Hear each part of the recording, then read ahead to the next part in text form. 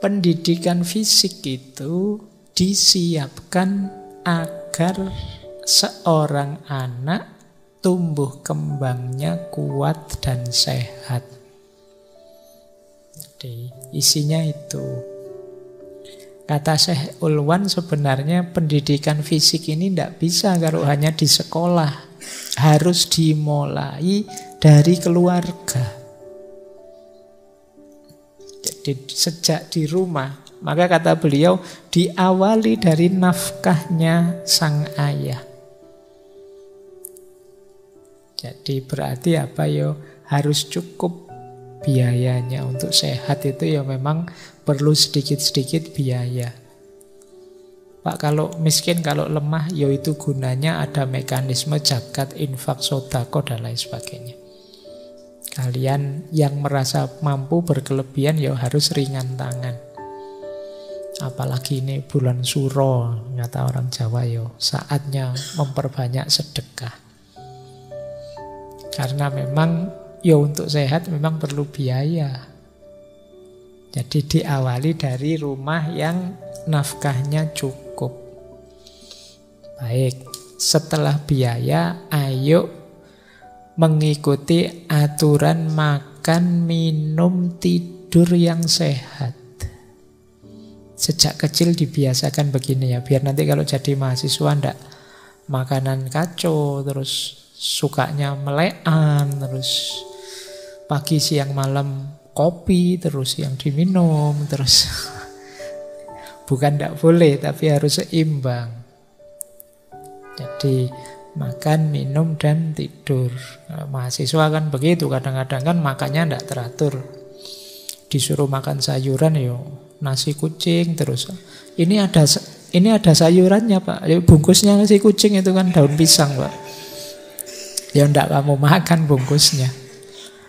Baik, jadi ayolah ya latihan hidup tertib sehat. Ketiga tentu saja melindungi diri dari penyakit. Kemudian kalau sakit diobati. Logiknya sebenarnya sederhana. Cuma kadang-kadang manusia itu suka bikin ruwet barang simpel. Sudah sakit tapi masih ini belum inilah Pak, belum itulah Pak, nanti gampang lah Pak. Nanti kadang-kadang kita itu ngeyelnya di situ. Kalau saatnya sakit ya takdirnya Allah sakit, ya sakit saja Pak, enggak usah. Kadang-kadang kita bikin-bikin yang seperti itu, bikin ruwet sendiri. Wong rumusnya hidup itu sederhana. Kalau lapar ya makan, kalau ngantuk ya tidur, haus ya minum, sakit ya diobati, kan sesimpel itu. Ada wabah menular ya menjaga diri, kan sesimpel itu. Tapi coba lihat kemarin zaman pandemi itu, berapa ratus diskusi diselenggarakan hanya untuk menegaskan bahwa ini penyakit, kita harus melindungi diri dari penyakit. Sesederhana itu, tapi wah, ada yang ngeyel, ada yang alasan takdir, ada yang alasan macam-macam dipakai alasan. Wong ya cuma simpel, ini sedang ada wabah, ada penyakit, lindungi diri kalian masing-masing dari penyakit itu.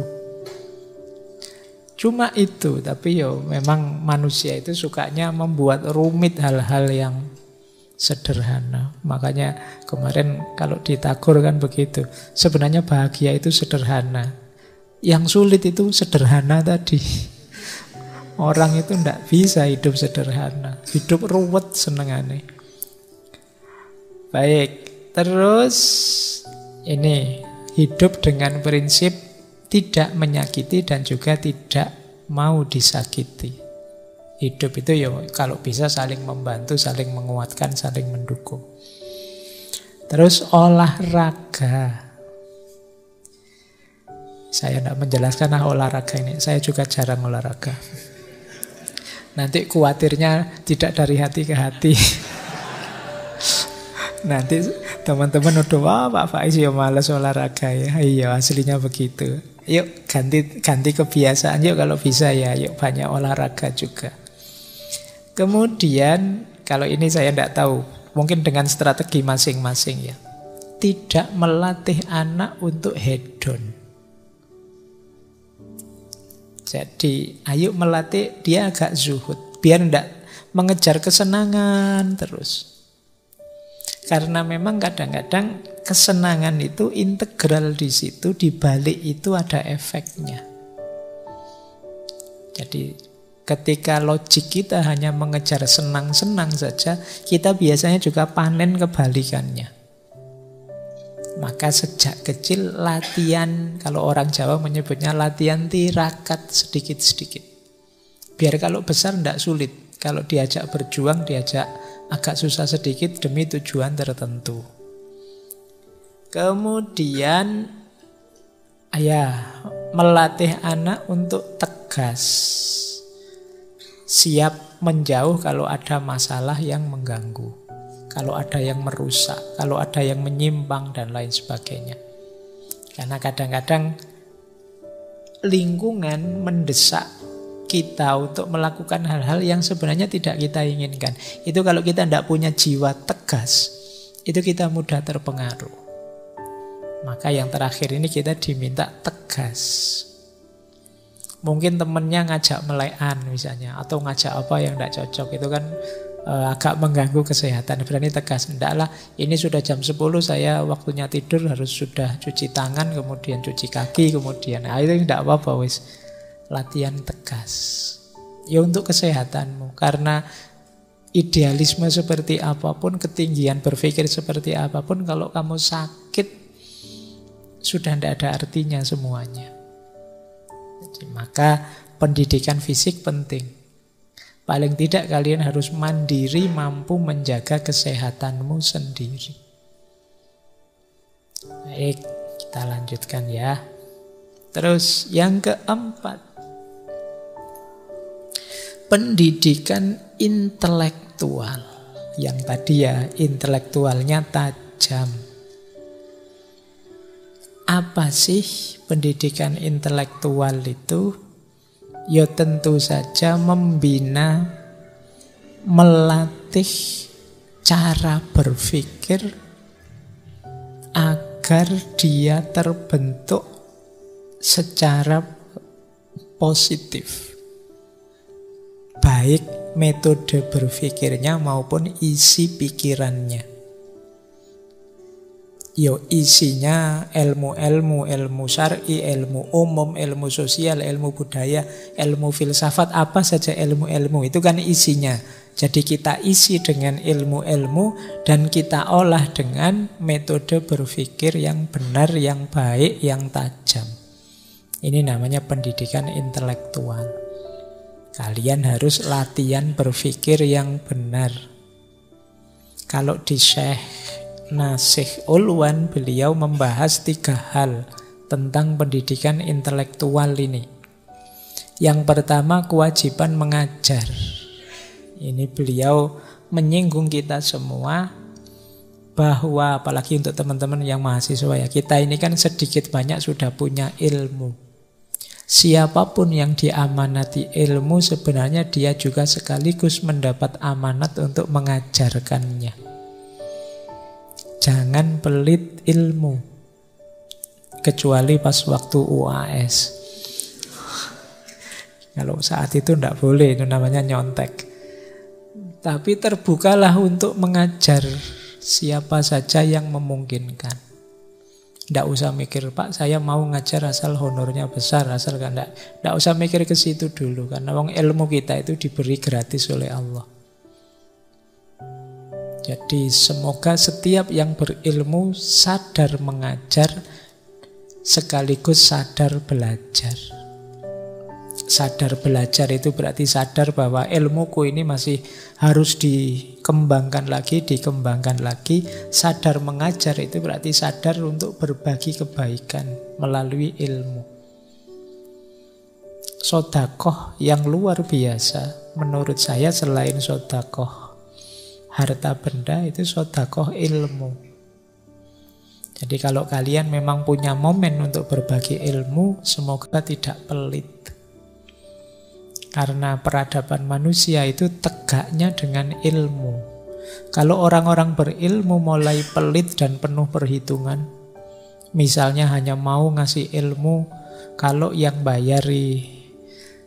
mau bayar tinggi, atau kalau dengan syarat ini syarat itu, ya nanti khawatirnya jumlah orang berilmu tambah sedikit. Padahal tiangnya peradaban manusia itu ilmu. Maka Syekh Ulwan banyak menjelaskan tentang kewajiban mengajar. Setiap orang punya tanggung jawab untuk mengajar. Yang kedua, beliau membahas tentang menumbuhkan kesadaran berpikir. Ini juga penting. Saya tidak tahu. Banyak hari ini keluhan bahwa generasi Z, generasi hari ini itu malas berpikir. Apalagi sekarang banyak fasilitas-fasilitas yang mewakili kita berpikir. Kemarin kan baru heboh itu kan yang bangsa artificial intelligence lah, ChatGPT lah. Itu kan perangkat-perangkat yang mewakili kita berpikir. Membantu kita dengan sangat efektif untuk berpikir. Semoga fasilitas ini tidak membunuh kesadaran berpikir kita. Karena ya itu kan banyak dikhawatirkan jangan-jangan nanti manusia itu justru terpinggirkan, tersisih dari alat-alat yang dia ciptakan sendiri. Harusnya ketika ada bantuan fasilitas dari alat-alat yang canggih itu, kita juga semakin canggih dalam berpikir, semakin efektif karena ada bantuan yang luar biasa. Jadi kesadaran berpikir ini kata Syekh Nasi Ulwan lebih penting dibandingkan kesadaran yang sekedar menghafal atau mengingat.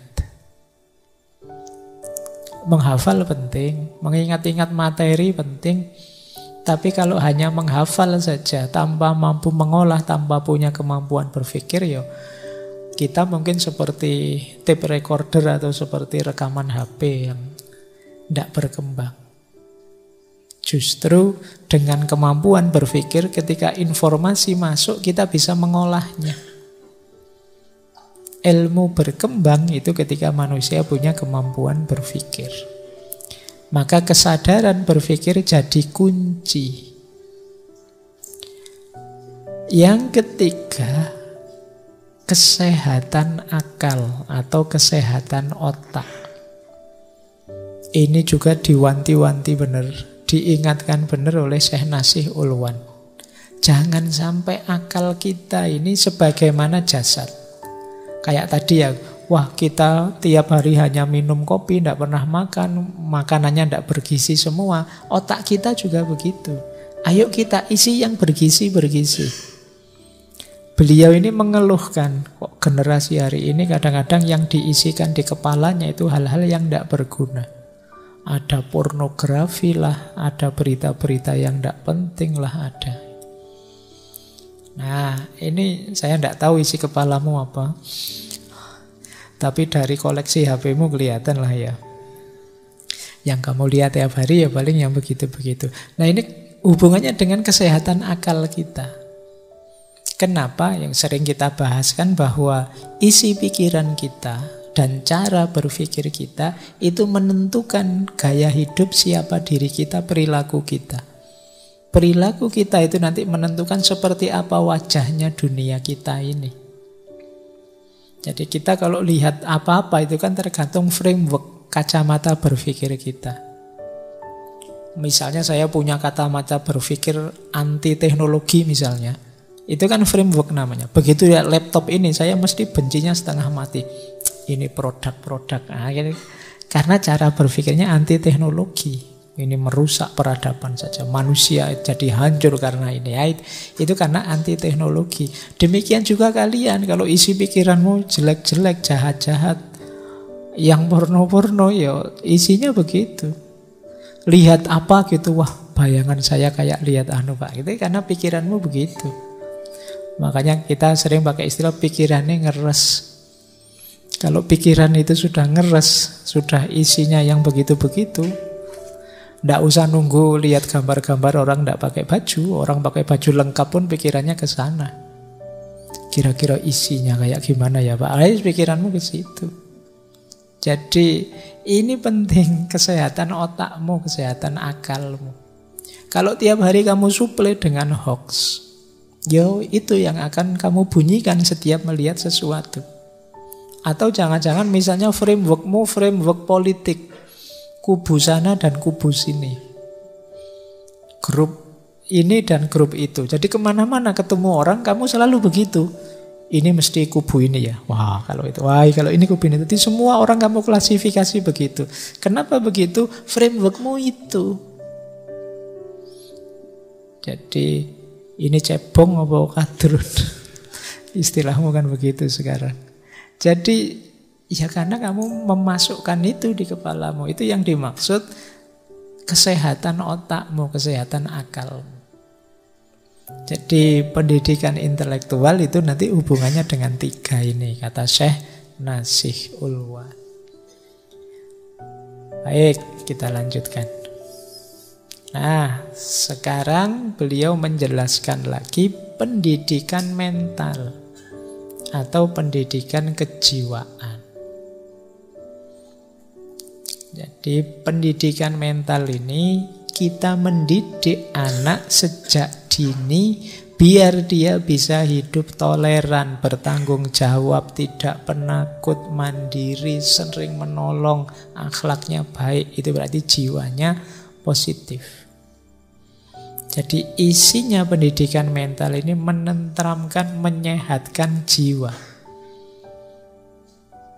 Gimana caranya kita, anak-anak kita, generasi yang akan datang tidak penakut misalnya, tidak lari dari tanggung jawab misalnya, mandiri misalnya. Ini hubungannya dengan jiwa. Kata Syekh Nasih Ulwan, paling tidak 4 hal ini harus kita cermati. 5 hal ini. Ini biasanya yang merusak jiwanya anak-anak. Yang pertama apa? Minder. Minder itu merasa kecil, merasa rendah, merasa tidak mampu, merasa tidak bisa. Itu minder. Jadi saya tidak tahu, mungkin orang timur itu memang dicitrakan andap asor tawadu. Tapi ini kalau tidak hati-hati bablas, jadinya minder. Tidak berani tampil. Mau unggul takut, mau menunjukkan saya bisa, tidak berani. Pengalaman saya ngajar puluhan tahun, itu selalu di kelas itu kursi belakang penuh dulu. Kok ada mahasiswa duduknya di depan? Biasanya karena dia datangnya telat. Yang belakang sudah diisi oleh yang datang duluan. Jadi saya tidak tahu, mungkin itu salah satu contoh ya, bahwa representasi dari rasa minder. Takut kalau tampil, takut kalau muncul. Saya kadang-kadang kalau pas waktunya setelah menjelaskan, biasanya saya tawarkan, ada yang bertanya enggak? Itu mesti semuanya terus menunduk. Tidak ada yang berani menatap saya. Apalagi, oh kalau gitu ganti saya yang tanya. Apalagi tambah, tidak ada yang lihat saya. Tidak ada kok. Saya Pak, coba saya ditanya Pak, saya kira-kira sudah paham apa belum? Tidak ada yang begitu. Jadi, ayolah sejak kecil mungkin memang kita diajari sopan santun, andap asor, tapi bukan berarti terus jadi minder. Kemudian penakut. Jadi sering kan kita ketemu orang yang penakut. Apalagi sekarang kita banyak ditakut-takuti.